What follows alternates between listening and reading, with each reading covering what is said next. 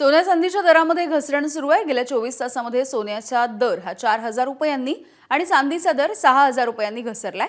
जळगावच्या सुवर्णनगरीमध्ये काल सोन्याचे दर हे जीएसटीच्या शिवाय 1,48,000 होते। यामध्ये आज 4,000ची घसरण होऊन 1,44,000 रुपये सोनं झालंय, तर चांदीच्या दरामध्ये 6,000ची घसरण झाली आहे। 2,36,000वरून 2,30,000 रुपये चांदीचा दर झालाय।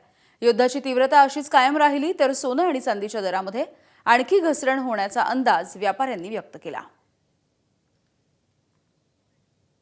कमी झालेले त्याच्यामुळे आम्ही घ्यायला आलो सोनं आणि हो थोडं आनंद वाटला म्हणून आम्ही घ्यायला आलो। नाही आम्ही खरेदी करत नव्हतो, जास्त असल्या कारणाने खरेदी करत नव्हतो। भाव कमी झालेले आहे। मुलीच्या लग्नासाठी ना सोनं खरेदी करण्यासाठी आलेलो होतो। बजेट कोलमडणार होतं, पण भाव कमी झाल्यामुळे ते आता होणार नाही।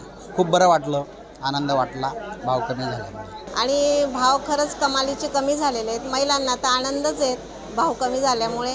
गर्दी पण वाढलेली आहे आणि भविष्यामध्ये सोन्याचे भावही आपल्याला गरजेनुसार सोनं हे आपल्याला केव्हाही कामात येऊ शकतं। त्यामुळे महिलांना सोन्यामध्ये पैसे गुंतवण्यात खूप आनंद असतो आणि त्यामुळे 20-25 हजाराने भाव कमी झाल्यामुळे महिलांमध्ये खूपच आनंदाचं वातावरण आहे।